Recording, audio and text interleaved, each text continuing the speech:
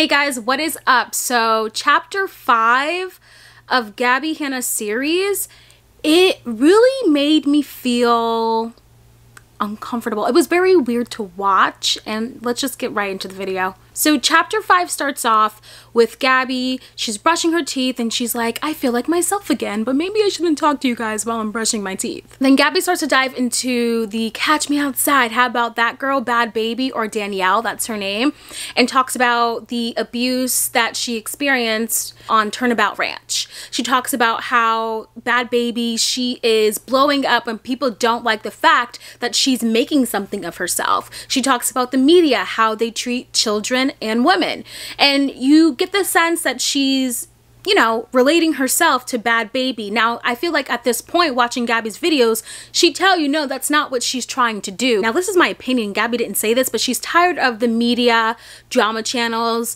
you know, talking badly about women, bringing people down when they have dreams, things of that nature. Then GABBIE starts to talk about how she believes the age you reach your success, you are emotionally stunted. Take a listen.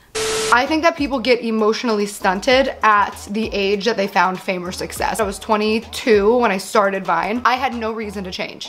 Why would I? I was getting collaborations, people wanted to work with me. I got a book deal because I emailed a person and said I want a book and they gave me a book deal. Dude, I got an MTV deal and I didn't even try. I didn't audition, like they came to me.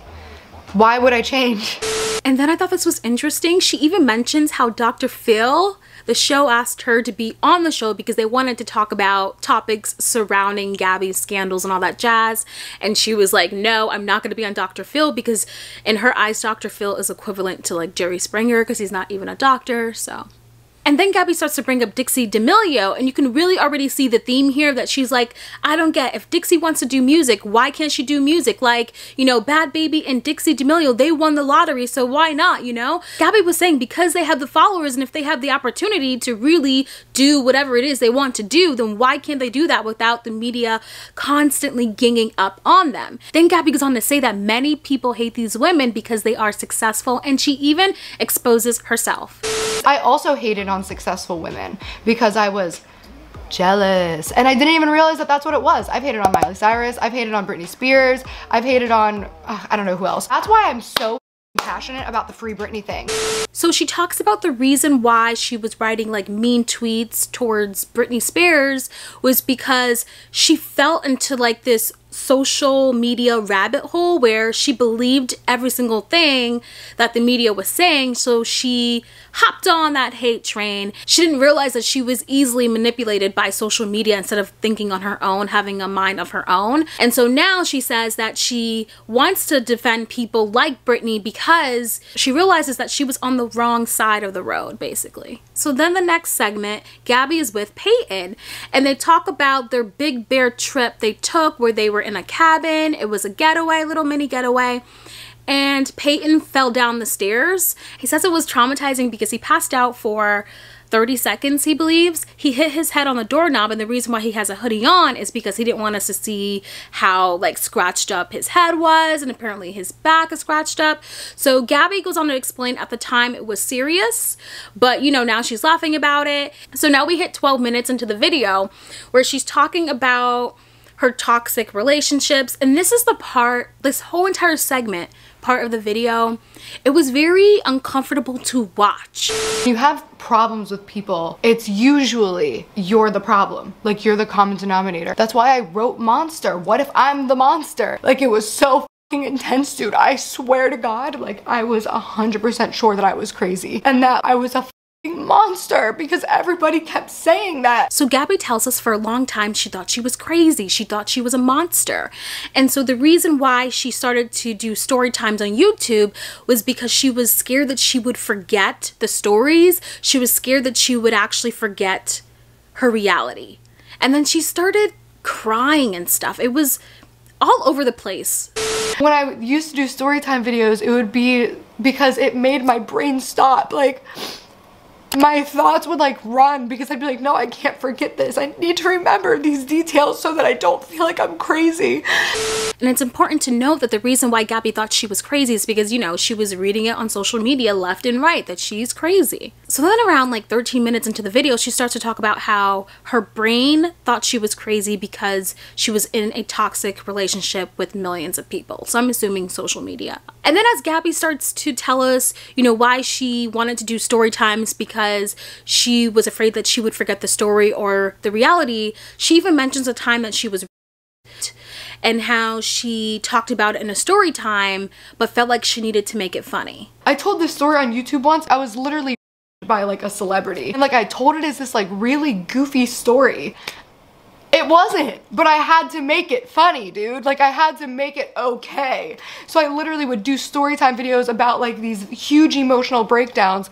So I feel for her, but this was all over the place. I'm not kidding. It was like she was crying and then she was like, I'm in a toxic relationship with millions of people. And then she was like, and I told it as a story time when it wasn't really funny. It was all over the place. And then 16 minutes into the video, she starts talking about how depressed she was because she felt like she lost all faith in humanity. She even talked about how suicidal she was and that she would always dream that someone was just gonna shoot her in the head. To me, I felt like she was talking about the trauma she experienced because of social media. So now 18 minutes into the video, that's when she starts talking about Trisha Paytas because she talks about how she was, and she even says that Trisha was a huge reason to why she was suicidal. Gabbie says the reason why she needed to address this whole Trisha Paytas drama was because after the podcast, Trisha had posted up 2 videos about how Gabbie Hanna is obsessed with her and all that jazz.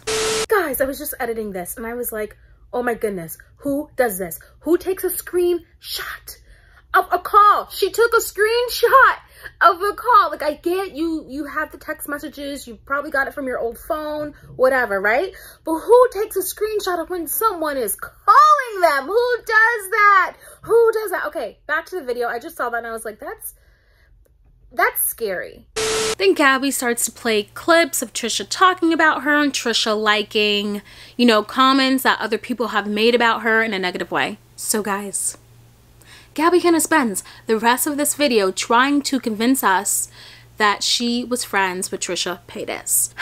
Now here's the problem, because Gabbie Hanna, she shows us these receipts, right?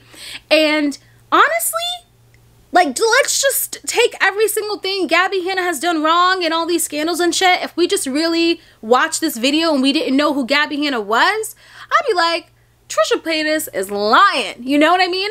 I would be so pissed that Trisha Paytas call her a fake, a phony, all this jazz, right? But what Gabbie's problem is, which is honestly in every single scandal that ever happens to her, is that she does not know how to respond to a situation. The fact that Gabbie wants to try to tell Trisha, no, we were friends. The fact that Gabbie wants to try to convince Trisha, no, listen, we are friends. You can't force someone to tell you that they were friends with you, okay? No matter how badly Gabbie wants that, you can't force that. So I'm not saying that they didn't have some type of relationship, but maybe Trisha was playing games with Gabbie. You know what I mean? And the fact that Gabbie is literally trying to force those words out of her mouth, like, stop it, stop. Now, Gabbie even goes on to say that, you know, Trisha, she really doesn't even understand what friendship is, because Trisha went on Gabbie's podcast and said how she wasn't friends with Ethan and Hila. But I've also come to realize you have a very weird, skewed perception of what friendship is. Like, you literally said Ethan and Hila weren't your friends. I don't know if I call them my friends. They're very nice. They are very nice and they do check up on me and stuff like that, but it's not like friendship. You don't know what friends are. That is your friend, dude.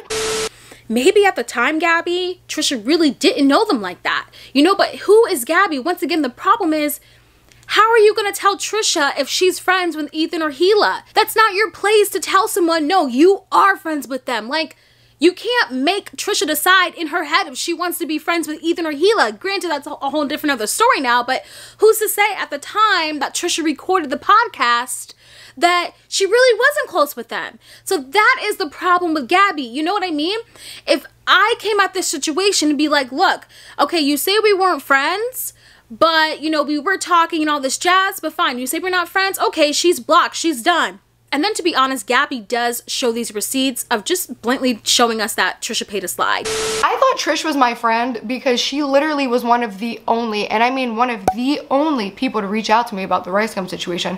Which, by the way, she literally said on the podcast that she didn't know anything about the rice gum situation. And then the rice gum thing, which I don't remember any of that. Like I remember like the thing, but I don't remember like any of it. She was the one texting me being like, you need to go to the police. About this Gabbie show rice gum situation, like holy guys, Gabbie is without a doubt the sweetest, like nicest, like non-confrontational person like I've ever known and met. She's just so lovely, tries to stay out of drama, just tries to be nice. And it's crazy, I saw the snap and like holy, no matter if you are pushing their buttons to the extreme, like don't touch me. Gabbie shows us receipts that, you know, Trisha actually even made a damn YouTube video about the situation, claimed to forget. Trisha knew about it, she was lying, but I think the important thing to focus on here is that you can't force someone to tell you that they were friends with you. Just leave it at that. You know what's so crazy? These two people love to think that they are so different from each other, which is so far from the truth. They don't get along because they are exactly the same. So now we hit like almost 30 minutes into the video, and the high school, the middle school, the elementary starts to come out, where Gabbie's like,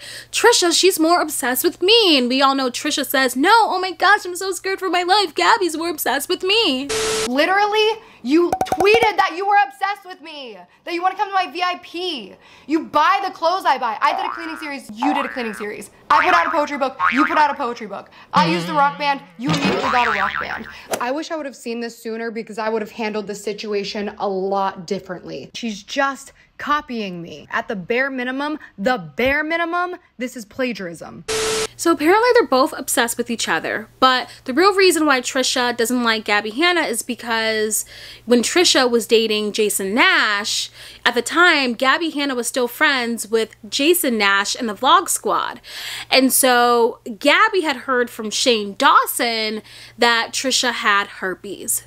So Gabbie thought, as being a good friend, and Gabbie just mentioned that her and Jason were friends, like she actually stayed at Jason's studio apartment while she was looking for a place, because she was in between apartments or whatever. So she claims that, you know, at the time, her and Jason were really great friends, and so she thought she was being a good friend by saying, hey, just let you know, heads up, that Shane told me that Trisha has herpes. If I'm being honest, if I knew that my best friend or my friend in general was dating someone who might potentially have an STD, I'm gonna tell them. Point blank, I'm gonna tell them, you know? So that's that. But from just watching all this, I believe that Trisha was more upset with the fact that Gabbie had a relationship to Jason where she could text him, hey, just to let you know, Trisha may have that. Because I feel like Trisha then viewed like, oh my gosh, Gabbie's more closer to Jason than I am. That's my opinion, that's my take on it. But on another note too, if I was Trisha, I'd be mad at Gabbie, like, how dare you? Who are you telling? You know what I mean? I could understand both sides equally, you know? I'd be pissed if I was Trisha, but if I was Gabbie and Jason was my friend, I'm gonna tell Jason. Now, Gabbie also mentions the reason why she told Jason as well is because Trisha had lied that she didn't know who Jason was before meeting him, when in reality, Gabbie shows receipts of text messages to where Trisha actually knew Jason before they met. And so Gabbie's like, look, you knew him before you guys met, but you lied. And so because you can lie easily about something like that, what else could you be possibly lying about? And then Gabbie starts to talk about how Trisha Paytas was talking about her in public, on podcasts, and all that jazz. Like, and then I thought this was interesting. Gabbie goes, I can't wait until I write a book on this shit. Gabbie goes on to say that there was a time to where she knew her and Trisha weren't friends, but still messaged Trisha because she thought Trisha needed a friend at the time. So there was a time to where Trisha was posting like things on her Instagram stories. So Gabbie reached out and she said that was like one of the times where I knew we weren't friends, but I felt like Trisha really needed a friend. Then she goes on to say she's so tired of people saying that she loves to break up relationships because that's just so far from the truth. Gabbie then tells us that she did apologize to Trisha, shows us that she did, and then after her apology to Trisha, Trisha went on her Instagram stories soon after that and started singing Gabbie's song. Gabbie thought that Trisha was like making fun of her song, but Trisha said she wasn't. Look, I think Trisha, in my opinion, was just playing games. I think Trisha was done with Gabbie as soon as she texted Jason about the herpes, and then she was kind of like, you know, passive aggressive with Gabbie the whole time and just playing games. I don't think Trisha really liked Gabbie after that. And then 40 minutes into the video, Gabbie starts singing her song. Gabbie even talks about how she deleted one of her songs that she really regrets doing because, you know, she was being bullied a lot on social media. And then she talks about how she just really wants Trisha Paytas to leave her alone. Now, when Gabbie was friends with Daniel would tell Gabbie all of the things Trisha said. So then when Trisha started to film something with Gabbie DiMartino, you know, Gabbie Hanna, she was like, hey, I know Gabbie DiMartino, so I'm gonna ask Gabbie DiMartino if Trisha was talking crap about me. Long story short, Trisha was. Gabbie DiMartino told Gabbie Hanna, and it became this huge mess to where at one point Trisha started to blackmail Gabbie DiMartino, like, if you don't say this, I'm gonna reveal like this personal information about you to the public. Also, you blackmailed Gabbie. That was so weird and sick, dude. You blackmailed her and you know you did. That's up. You're that afraid to face yourself that you blackmailed Gabbie? I just think it's genuinely outrageous. Trisha Paytas, she claims that's not blackmail, but it actually is blackmail. Long story short, those two people, they worked their things out, but it ended with Trisha Paytas concluding that Gabbie Hanna is obsessed with her. I will say this though, there is one thing Gabbie Hanna was right about. Trisha Paytas, you know, she could say anything she wants about anyone in these streets, but as soon as someone says anything about her, it's triggering. As soon as anyone says remotely any bad thing about her, it's so triggering. And then she mentions how she has like 1 million therapist appointments a week, and then all of a sudden she's immediately hearing voices as soon as she says that. And I'm not mocking people who have mental illnesses, but it's just, I've never seen. Trisha's another one who immediately when things don't go her way, she mentions her mental illness. So Gabbie ends the video by saying how Trisha Paytas is the fakest bitch that she has ever met, and she is ruining people's lives. Gabbie spent majority of the video talking about how she did have a friendship with Trisha Paytas, whether Trisha Paytas admits it or not. Now, I think Trisha Paytas was shady in all this. I think Trisha Paytas was a liar in all this. But I think what people are really more upset with is Gabbie trying to force the words out of someone's mouth. I think it's really hilarious and comical to make a video of showing the world, like, look, we were friends. Like, I get Trisha Paytas was a liar, but I think it hurts Gabbie more to try to convince someone that they were friends, you know? So leave a comment below. Let me know what you think. But thank you guys for watching, and I will see you on the next video. Bye, guys.